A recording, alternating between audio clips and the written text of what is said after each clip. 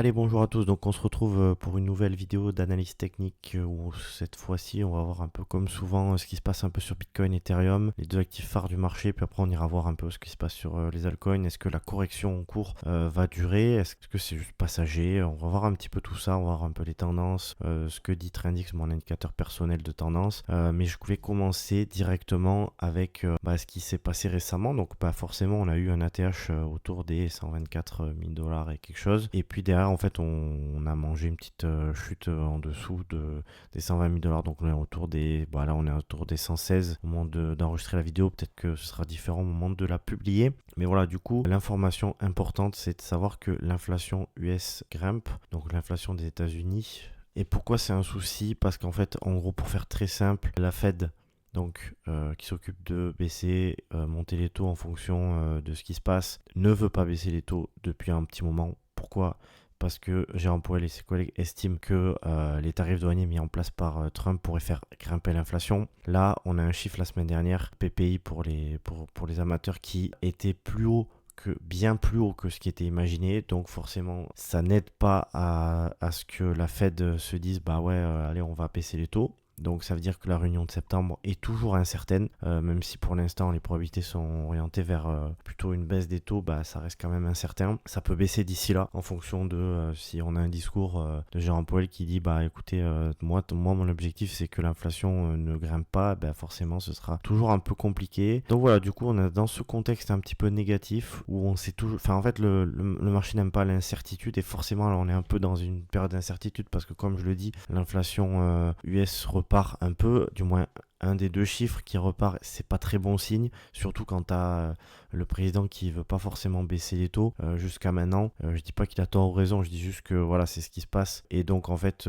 forcément c'est pas positif et le marché le prend mal, donc prise de liquidité au-dessus des 123 et puis derrière on corrige. C'est pas forcément positif, mais on va voir que c'est pas non plus une catastrophe, en tout cas pour l'instant. Donc pour l'instant en hebdomadaire, la clôture n'a rien de catastrophique ou quoi que ce soit, hein. Bien sûr que on verra comment ça se développe dans les semaines à venir, mais pour l'instant j'aime bien faire ce genre de schéma pour montrer que pour l'instant en fait on a des creux et sommets ascendants. Je veux dire, si je décale ça, en fait vous voyez bien que on a une dynamique haussière.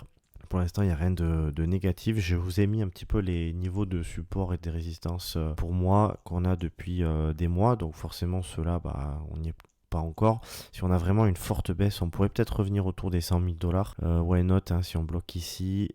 Ici, on a un top pour l'instant autour des 120 000 $. On voit bien qu'ici, ça bloque vraiment quasiment 119 500, donc quasiment les 120 000 $. Ça rejette vraiment, c'est-à-dire qu'il y a des profits qui sont pris autour des 120. Ça, il n'y a pas de doute là-dessus. Et en fait, une baisse autour de trend Y ici, autour des 103, 104. Donc, c'est pour ça que je dis 100 000, parce que ça peut vraiment chuter en dessous. Ça ferait une baisse de 17. Allez, admettons qu'on chute en dessous des 100 000, histoire de faire peur un peu. Enfin, je dis pas que c'est manipulé, hein, mais ça ferait peur à tout le monde. On aurait une baisse d'à peu près 20%, ce qui est loin d'être catastrophique, dans le sens où ici, par exemple, on avait une baisse de 30%. Ici, on avait une baisse de 30%. Donc, admettons qu'on ait une baisse ici de 30%, ça ferait aux alentours des 87. Voilà. Donc, c'est possible qu'on revienne ici. J'aimerais pas, honnêtement. Moi, mon objectif, c'est de conserver ce creux-là. Dans le sens où là, je sais pas dessiner, mais tac, tac, tac, voilà. On est sur une structure haussière, hein, vous voyez, tac. Donc forcément, le creux que je mets ici, il est là et j'ai pas envie qu'il soit cassé en fait, parce que sinon, on peut vite avoir quelque chose de négatif qui se met en place pour le coup. Et pour l'instant, il n'y a pas à s'affoler. Donc oui, on a du rejet ici, c'est pas anormal non plus. On a eu du rejet ici, c'est pas pour autant qu'on n'est pas allé péter ces niveaux. Tant qu'il y a de la demande sur les ETF de la part des entreprises comme Stratégie, etc., ça peut continuer de grimper. C'est vrai que là, depuis quelques jours, on a une baisse de la demande sur les ETF spot. Si vous regardez un petit peu les données de CoinGlass ou autres, on voit bien qu'il y a une baisse de la demande sur le Bitcoin. Sur Ethereum, c'est pas le cas, je crois. Il me semble qu'il y a vraiment une grosse demande sur Ethereum. Mais sur Bitcoin, ça s'est calmé un petit peu. Justement, ça part un peu sur Ethereum. C'est pas non plus une catastrophe, encore une fois, vu que Capito se dirige vers notre actif, donc c'est plutôt positif. Mais sur Bitcoin, forcément, Bitcoin, ça lui permet pas de péter les 120 et d'aller chercher les 130 000 $. Donc voilà, du coup, éventuellement retour ici, pourquoi pas vers un retour peut-être dans cette zone qui pourrait donner un bottom, ou bien on se rattrape et puis on explose sur les 130-150 000 $. Et l'objectif est toujours le même en hebdomadaire, donc la semaine dernière on a échoué, mais toujours le même objectif d'essayer de clôturer au-dessus des 123 000 $. Voilà, vous avez un peu tout ce que je pense en hebdomadaire. Maintenant, je vais vous montrer un petit peu en daily. En daily, j'ai partagé un graphique sur Twitter qui résume un peu mon avis, à savoir que ce qui se passe au moment de tourner la vidéo, c'est que on a une zone pivot, je dirais autour des 117 000 $. Donc vous voyez, on est au-dessus, tac, une fois, deux fois, trois fois, quatre fois, cinq fois, on chute en dessous. Ici, on se fait rejeter un tout petit peu. Là, ici, on rebondit très timidement. Ici, on perce. Donc en fait, c'est vraiment un niveau qui est important ici autour des 117 000 $, ce que je vous dis. Et ici, je vous ai mis une petite résistance autour des 122, allez, on va dire 122 000 $. Donc pourquoi pas aller chercher ces liquidités en dessous et revenir sur ce support. Moi je pensais ici là, je sais pas si vous regardez un petit peu ce que je faisais sur Twitter, mais en gros j'expliquais que cette chute pourrait ramener le cours par ici. Ça n'a pas été le cas. On est allé chercher les liquidités ici, pardon. Alors bien sûr que théoriquement ici, tac, on est dans une structure haussière, on pourrait continuer sur cette voie, donc avoir trouvé un bottom par ici et aller chercher 124 000 et donc aller chercher potentiellement les 130 000 $. Peut-être, mais des fois, le marché est un petit peu piégeux. En daily, c'est vraiment pas rare d'aller péter ces structures, donc revenir en dessous et derrière revenir au-dessus. Comme ça, on a, sans dire un gros mot, on a embêté les acheteurs et puis les vendeurs. Et en fait, on continue la tendance de fond qui est haussière sans aucun doute. Donc voilà. Pourquoi pas aller chercher ce support ici qui n'a pas vraiment été recherché. On peut le dire un tout petit peu là au niveau des 112, mais peut-être que revenir au niveau de Trendix autour des 108, c'est quelque chose qui est possible, qu'on verra un petit peu si c'est ce qui se passe. Mais j'ai ce scénario en tête et puis de toute façon, quoi qu'il arrive, maintenant il faudra péter les 123 000 $ pour vraiment accélérer. Sur Bitcoin, on a dit pas mal de choses. Je vais parler d'Ethereum. Ethereum, par contre, c'est vraiment très solide ce que nous fait Ethereum. Donc, pour ceux qui me suivent depuis un petit moment, ici, j'avais expliqué qu'on pourrait avoir du rejet parce qu'on était au niveau d'une résistance pour Trendix. Ça a été quand on s'est fait rejeter. Maintenant, en hebdomadaire, ce qu'il faut aussi avoir en tête, c'est que forcément, toute transformation prend plus de temps sur l'indicateur Trendix que sur, vous voyez par exemple ici on a une hausse, forcément avant qu'un signal apparaisse, ça prend du temps. Donc voilà, du coup ici on a eu un rejet, ici on a rebondi sur ce support qui m'intéressait. J'avais dit sur Twitter etc que c'était le niveau que j'aimerais bien qu'on conserve pour éviter de revenir à ces niveaux là. On a été donc au niveau de la résistance ici autour des 4 000 $, ce qui m'intéressait. Donc maintenant on est de retour dans le positif. Vous voyez Trendix en hebdomadaire, parce qu'en daily ça c'est beaucoup plus rapide, mais en hebdomadaire on a croisé bullish il y a quelques semaines, fin juillet, on peut même dire mi-juillet. Et donc moi ce qui m'intéresse d'un point de vue price action, c'est qu'on a cassé les 4 000 $. Voilà. Donc maintenant, moi ce que j'aimerais, c'est qu'à la limite, grand maximum, on arrive vers ici sur Ethereum, mais même franchement en vrai un retest ici et une accélération, ce serait vraiment ce que j'ai envie d'avoir. Cela, on a donc cassé les 4 000 $, vraiment nettement. Maintenant si on perd ça et qu'on fait ça, franchement un retour par ici est possible. Donc honnêtement, moi c'est pas ce que j'ai envie de voir sur Ethereum. Ethereum, il a eu assez de consolidation là depuis 2022. Il a vraiment pas mal consolidé, il a déçu pas mal de gens. Donc maintenant moi j'aimerais vraiment avec tous les afflux de capitaux sur les ETF, etc., via des entreprises, etc. C'est énorme ce qui se passe sur Ethereum, donc j'aimerais vraiment avoir un rebond ici. Et une explosion haussière vers les 8-10 000 $. C'est ce que j'aimerais, mais on n'a pas toujours ce qu'on veut, donc forcément, si on a une baisse importante sur le Bitcoin, on aura une baisse importante sur Ethereum. Why not un petit 50, 50%, si vraiment c'est ce que veut Ethereum, mais voilà, j'aimerais vraiment pas avoir ce genre de choses. Donc voilà, moi j'aimerais, comme je vous dis, qu'on conserve les 4 000 $. Maintenant, ce serait vraiment important pour moi. Voilà pour Ethereum, qui est vraiment très fort, comme je vous dis, pas mal d'entrées. Je pense que vraiment, si Bitcoin se pète pas la gueule, je pense qu'on peut vraiment accélérer et aller chercher les 8-10 000 $ sur un court court moyen terme, hein. Voilà, je me souviens ici, tout le monde crie ah c'est une catastrophe, Ethereum est nul, etc. Je pense que là, et je disais là où il faudra faire très très attention, c'est quand on entendra le discours inverse, le discours opposé qui pourrait être autour des 10 000, 8 000 $. Enfin, je vais faire une grosse zone comme ça parce que je ne sais pas où Ethereum va se diriger dans les prochains mois. Mais en tout cas, c'est dans cette zone qu'on devrait entendre des choses assez bullish sur Ethereum. Et c'est là qu'il faudra être un peu vigilant. Si vous avez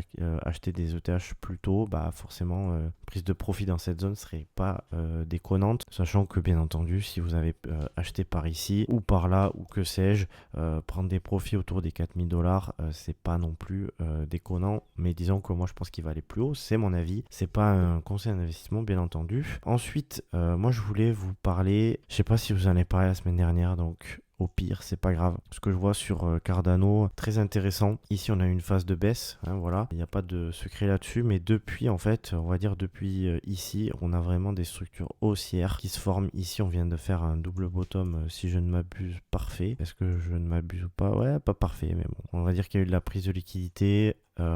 Mais disons que ça reste quand même des belles structures qui sont en train de se former, même si ici tu as une belle mince. Aïe, aïe, tac. Donc même si ici il y a une belle résistance, on a quand même de belles structures donc depuis 2023 et je pense que Cardano peut vraiment faire quelque chose d'assez intéressant. À minima, chercher ATH, je l'ai déjà montré, je sais plus quand. Ça ferait déjà un x2, x3 que je pense assez possible. Voilà. Ici pour l'instant Trendix fait support vraiment parfaitement depuis le mois de mars, donc je pense qu'il y a vraiment moyen de faire quelque chose sur cet actif dans les prochains mois. Voilà, encore une fois, quand on voit des structures comme ça, l'objectif c'est d'aller de continuer. Alors peut-être que ce sera pas comme ça, peut-être que ce sera tac tac tac tac tac tac, mais en fait moi là où je commence à faire un petit peu attention, c'est quand on a des actifs qui sont dans ce style, c'est-à-dire vraiment parabolique et un peu what the fuck, c'est du grand n'importe quoi, de la même manière qu'ici what the fuck, c'est du grand n'importe quoi. En fait ici on a quand même une hausse de 3000 et quelques pourcents, donc en effet comme je dis un peu n'importe quoi, mais finalement en ce moment on est un peu dans cette configuration ici, c'est-à-dire c'est pas aussi propre, même si on peut se dire qu'il y a eu un changement de structure, tac, avec la clôture au-dessus de ça. On est un peu dans cette période où on corrige et puis derrière, paf, on casse et terminé, on explose. Et là, on est un peu dans cette phase de consolidation où finalement, là, hop, on est sur de la hausse. Les structures sont pas les mêmes, mais elles sont même, je dirais même encore plus belles finalement, et qui montrent pas du tout d'excès. Donc ça, c'est très intéressant. Maintenant, je parle pas de fondamental, je parle juste de technique, bien entendu, sur cet actif. Je sais qu'il y a un truc link. Je vais voir un petit peu, je sais pas trop si j'ai dessiné des choses dessus. Non. Mais pareil, Link, c'est un peu la même chose. Il y a pas mal de graphiques qui sont vraiment jolis comme ça. Bon, j'ai pas trop d'historique pour 2020-2021. Mais en tout cas, voilà, on est quand même pas sur ce genre de graphique-là. On est plutôt sur fin de correction. On reconstruit des structures haussières. Et ici, on devrait aller chercher une nouvelle structure haussière. Et derrière, on devrait potentiellement avoir quelque chose d'assez débile qui se dessine. Jusqu'à combien, j'en sais rien, parce qu'il ne faut pas non plus être justement trop débile, dans le sens où les capitalisations sont à un moment donné deviennent trop élevées, donc n'hésitez pas à aller voir. Il y a un site qui s'appelle Market Cap Off qui est super intéressant parce que vous tapez Market Cap Off sur tout attaché sur internet, si vous connaissez pas trop. En fait, ça vous permet de sélectionner un actif A et de comparer à un actif B. Donc par exemple de comparer la capitalisation, je sais pas moi, de Chainlink par rapport au Bitcoin et de se dire, admettons ta target elle est, je dis n'importe quoi, je dis vraiment n'importe quoi pour donner un exemple, elle est à 20 000 $, donc un truc totalement loufoque, on est d'accord, mais là c'est vraiment facile de le dire, mais voilà, des fois c'est pas toujours facile de s'en rendre compte. Et on compare et on voit, là ça va dire par exemple 200 fois la capitalisation du Bitcoin, donc c'est totalement impossible. Donc ça permet aussi de se rendre compte un peu des targets, même si je crois que on peut juste sélectionner des actifs, donc ça veut dire qu'on peut comparer au Bitcoin, mais on peut pas comparer à 200 fois le Bitcoin, etc. On peut pas mettre de prix pour voir combien ça fait par rapport à la capitalisation du Bitcoin. Je sais pas si vous me comprenez, mais voilà, en tout cas c'est un site qui est, allez voir, c'est un site qui est assez intéressant pour voir si nos targets sont intéressantes. On peut par exemple comparer, je sais pas moi, le par exemple récemment il y a OKB qui a explosé vraiment de manière totalement débile, et on peut comparer au Binance Coin, donc un même secteur, ces deux exchange tokens, et dire bah voilà, en gros il peut monter, est-ce que c'est pas déconnant qui retrouve la capitalisation du BNB, qui grimpe pour avoir la capitalisation du BNB, ce qui serait totalement possible vu que c'est deux mêmes secteurs, c'est quelque chose de comparable, c'est pas quelque chose de loufoque. Voilà, tout ça, grosse aparté pour vous donner un site qui est assez intéressant, et pour vous dire que finalement les structures sont plutôt jolies, mais en fait c'est vraiment sur pas mal de choses, hein. Je vous montre souvent Dogecoin là, qui est assez intéressant aussi. Maintenant, j'aimerais vraiment qu'il accélère là, parce que c'est très joli, mais j'aime toujours quand à un moment donné ça décolle,